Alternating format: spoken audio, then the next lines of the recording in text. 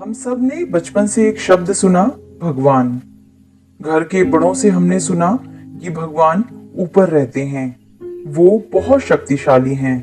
उन्होंने ही हम सबको बनाया है।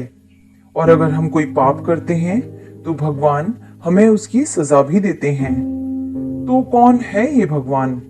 वो जो मंदिर में है या वो जो ऊपर रहते हैं? जब भगवान एक हैं तो वो दो जगह यानी मंदिर में भी रहते हैं और ऊपर भी। ऐसा कैसे संभव है? और मंदिर में तो बहुत सारी मूर्तियां हैं, तो इतने सारे भगवान हैं क्या? और अगर मंदिर में भगवान की मूर्तियां हैं तो हम उन्हें देवी देवता क्यों कहते हैं? यानी इन मूर्तियों को भगवान भी कह सकते हैं और देवी देवता भी।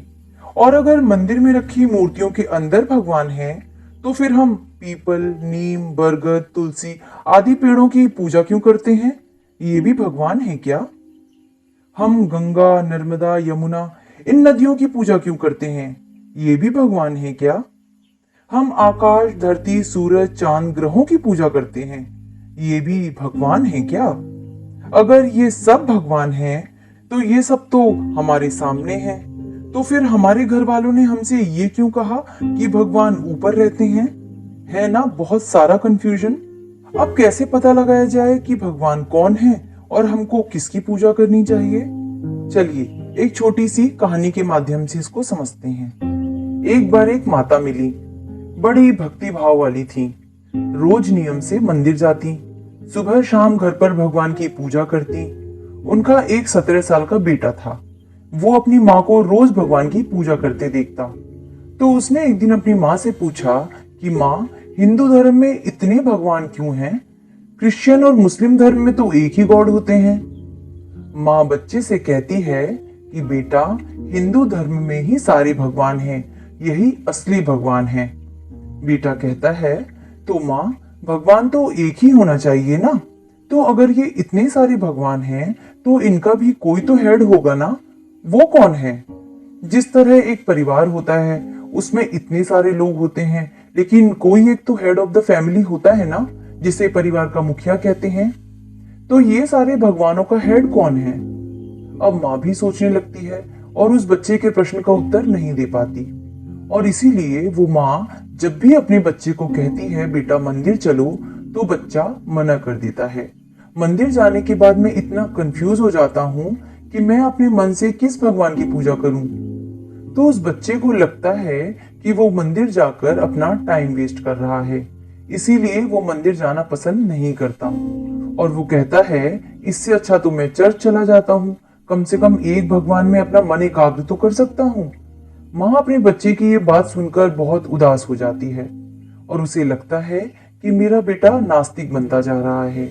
लेकिन आज अगर आप अपने आसपास देखें तो ये प्रॉब्लम हर माँ की है, क्योंकि आज का युवा आध्यात्म से बहुत दूर चला गया है।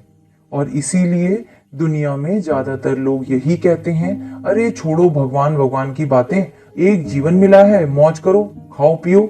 और ये एक प्राकृतिक नेचर बनता जा रहा है और उसका कारण कहीं ना कहीं हम हैं, जो हम अपने बच्चों को या इस समय की पीढ़ी को ये क्लियर नहीं कर पाए कि ईश्वर का वास्तविक स्वरूप क्या है।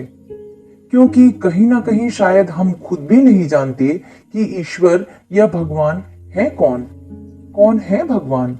इस पर एक कहानी याद आती है कि एक ब्राह्मण था। ब्राह्मण का बेटा बहुत बीमार हो गया। वो उसे लेकर डॉक्टर के पास गया। डॉक्टर ने जवाब दे दिया, अब इसे केवल भगवान बचा सकते हैं, हमारे पास अब इसका कोई इलाज नहीं है। ब्राह्मण श्री कृष्ण का भक्त था। उसने श्री कृष्ण की पूजा आरंभ की। 2 दिन तक लगातार श्री कृष्ण की पूजा करता रहा। 2 दिन के बाद एक पड़ोसी आकर कहता है, अरे तुम कब से श्री कृष्ण को याद कर रहे हो? ऐसे समय में थोड़ी ही कृष्ण को याद करना चाहिए। ब्राह्मण कहता है, तो फिर? तो पड़ोसी ने कहा, ऐसे समय में माँ को पुकारना चाहिए, माँ का हृदय करुणा वाला होता है। तुम माँ को याद करो, देखना तुम्हारा बेटा बिल्कुल ठीक हो जाएगा, माँ जरूर तुम्हारी प्रार्थना सुनेंगी। अब ब्राह्मण को लगा बात तो सही है। अब उसने माँ की भक्ति करना शुरू कर दिया। ये माँ मेरे बच्चे को बचा ले। 2 दिन तक लगातार माँ की भक्ति करता रहा। तभी एक तीसरा पड़ोसी आकर बोला कि अरे ऐसे समय में माँ को थोड़ी पुकारना होता है। ब्राह्मण ने कहा, तो फिर? तो पड़ोसी ने कहा, अरे विघ्नहर्ता तो गणेश जी हैं, तुम गणेश जी की आराधना करो, देखना ये विघ्न टल जाएगा। उसे लगा, हाँ बात तो सही है। उसने गणेश जी की भक्ति आरंभ कर दी। 2 दिन तक लगातार गणेश जी की पूजा करता रहा। तभी वहां एक मित्र संबंधी आए, बोले, अरे तुम गायत्री मंत्र का जाप करो, देखना चमत्कार होगा। उसको लगा, हाँ बात तो सही है, सुना है गायत्री मंत्र करने से चमत्कार होता है। अब उसने गायत्री मंत्र आरंभ कर दिया। 2 दिन तक लगातार गायत्री मंत्र करता रहा। तभी उसके दूसरे रिश्तेदार बेटे को देखने आए। उन्होंने कहा, अरे संकट मोचन तो हनुमान जी हैं, तुम हनुमान चालीसा करो, देखना ये संकट टल जाएगा। उसको लगा, हाँ बात तो सही है। अब उसने हनुमान चालीसा करना शुरू कर दिया। 2 दिन तक लगातार हनुमान चालीसा करता रहा। तभी उसकी पत्नी को किसी ने बताया कि पड़ोस के गांव में एक बाबा जी आए हुए हैं। वो एक ऐसी भभूति देते हैं जिससे असाध्य बीमारी भी दूर हो जाती है। बच्चे को लेकर वहां जाओ। वो अपने बच्चे को वहां लेकर गए, भभूति खिलाई, घर ले आए। 2 दिन के बाद बच्चा मर गया।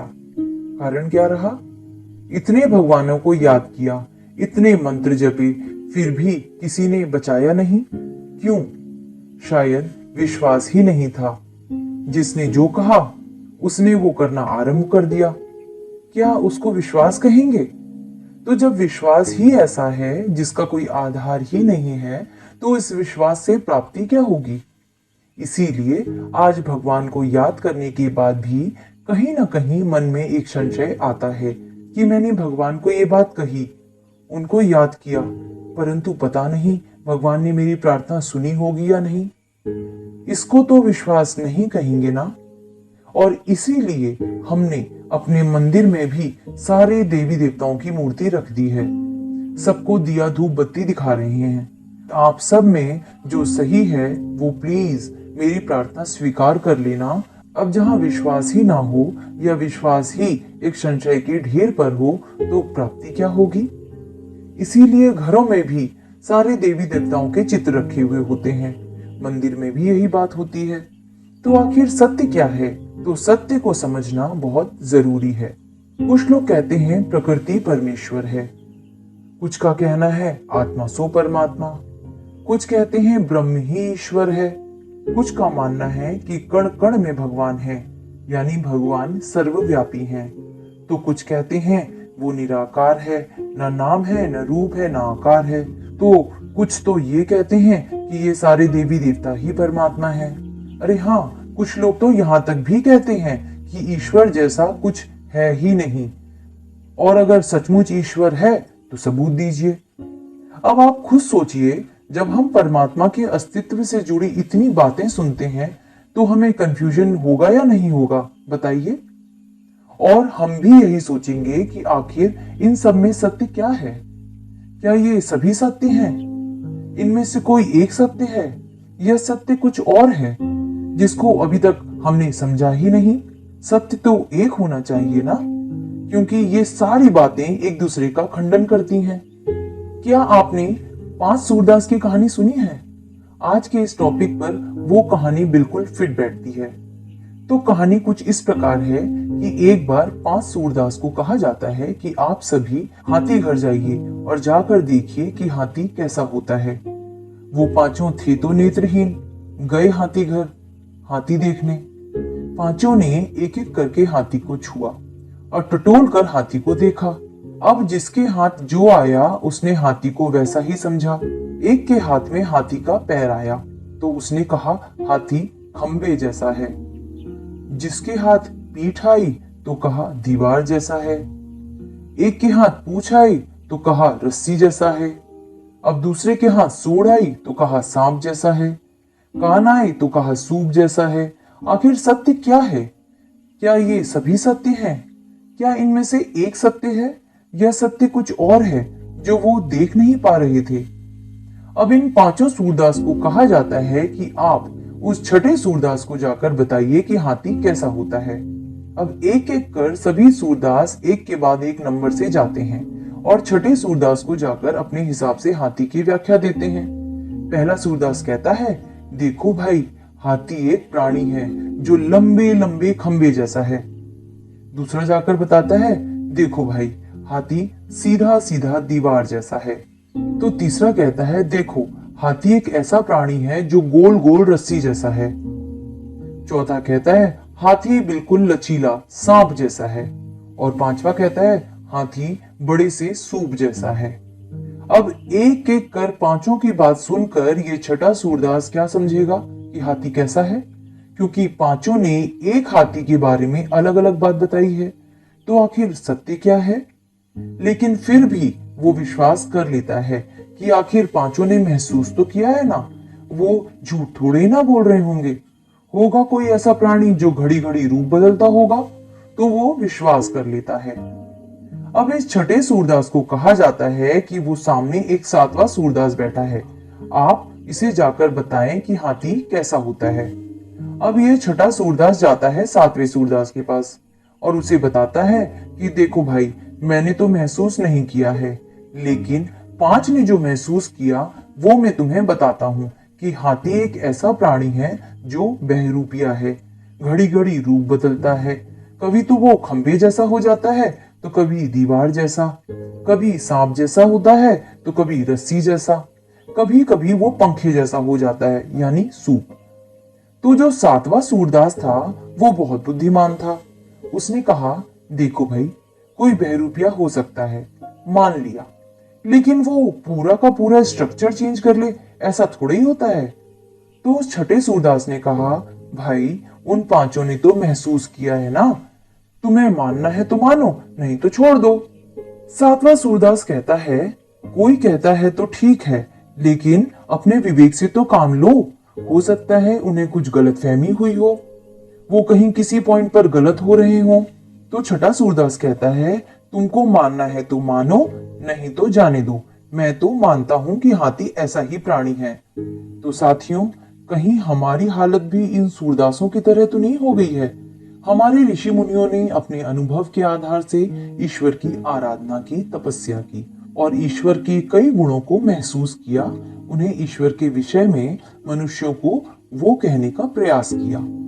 किसी ने प्रकृति में कुछ महसूस किया तो कहा प्रकृति परमेश्वर है। किसी ने किसी आत्मा से कुछ प्राप्ति करी तो कहा आत्मा ही परमात्मा है। किसी ने कण कण में कुछ महसूस किया तो कहा कण कण में ईश्वर है। किसी ने निराकार से कुछ अनुभूति की तो कहा ईश्वर निराकार है। किसी ने साकार इष्ट देवी देवताओं से कुछ प्राप्ति की तो कहा यही ईश्वर है। लेकिन सत्य क्या है? तो नेत्रहीन तो हम सब हैं, क्योंकि भगवत गीता में भी श्री कृष्ण ने यही कहा है, हे अर्जुन, तुम मुझे इन चर्म चक्षुओं से नहीं देख सकते, मुझे केवल ज्ञान के चक्षुओं से ही देखा और समझा जा सकता है। यानी ईश्वर देखने की चीज नहीं, बल्कि उन्हें समझने की, अनुभव करने की आवश्यकता है। और जो सूक्ष्म होता है उसे अनुभव करना थोड़ा मुश्किल होता है। इसीलिए ईश्वर के बारे में इतनी भ्रांतियां फैल गईं। तो परमात्मा कौन है, इस विषय पर आप भी विचार कीजिए, क्योंकि ईश्वर उसको कहा जाता है जो सर्वधर्म मान्य हो, जिसको सभी धर्म वाले ईश्वर के रूप में स्वीकार करें। ये नहीं कि हिंदू का अलग है, मुसलमान का अलग है, क्रिश्चियन का अलग है। ईश्वर एक है, परमात्मा एक है। दूसरी बात, परमात्मा उसको कहेंगे जो सर्वोच्च शक्ति है, जिसके ऊपर और कोई नहीं, जो सभी का माता पिता बंधु गुरु शिक्षक रक्षक हो। उसका कोई माता पिता नहीं हो सकता है। इसीलिए हम प्रार्थना में यही गाते हैं कि तुमेव माता च पिता तुमेव बंधु च सखा तुमेव, यानी कि सर्व संबंध उस ईश्वर से जोड़ सकते हैं, वो सर्वशक्ति है। परमात्मा जन्म मृत्यु के चक्र से भी परे हैं, ना उनकी कोई देह है, ना देह के संबंध हैं। अजन्मा अकाल मूरत, जिसे काल भी नहीं खा सकता, अकर्ता अभोक्ता, वो इस संसार के सभी चक्रों से परे है, जो सर्वशक्तिवान है। तो परमात्मा के सत्य स्वरूप को जानने के लिए, परमात्मा को जानने के लिए केवल एक ही विधि है, और वो है योग। योग करें और खुद परमात्मा को महसूस करें, परमात्मा के सत्य को जानें। अच्छा, ओम शांति।